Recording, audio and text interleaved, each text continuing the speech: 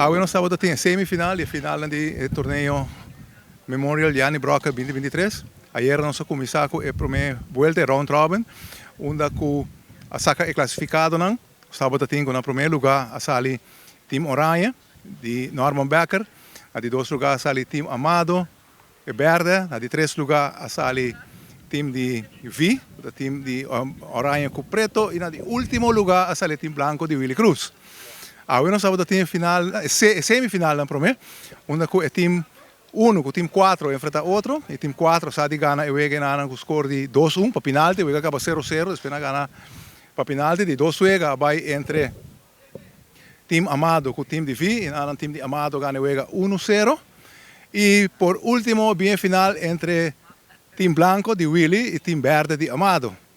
Se não só Team Blanco estava a sali ayer classificada no último lugar e Team Amado no de 2 lugar.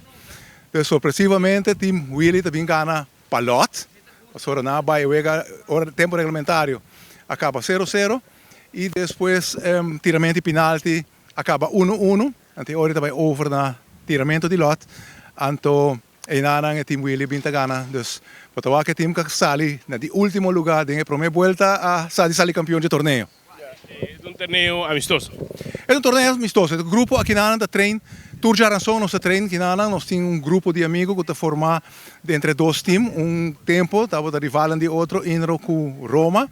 Mas agora aqui na Ana, nós será grupo de amistade que nós estamos jogando wandelvoetbal, Turja Aranção. Ok, está organizado por a Fundação Movimento de Vida, boa direção de Rudy Leisner. Então, Gianni Brocca estava tremendo deportista antes, com o torneio aqui na memória de G. Segundo me tenho entendido, no futebol só tem vários outros ramos de deporte que pertencem ao torneio aqui na. Você espera tipo de atividade assim? Sim, nossa, aqui está bom, mas nós toda gente grande, bota hunga tempo estava bom nós tínhamos agora terreno que estava 80 anos, outro de 77 anos. Casualidade também são de maior, mas está boven de 60 acaba. Pero assim que nada nós temos que participar, competir com outro, divertir e para anche na idade alta que mover.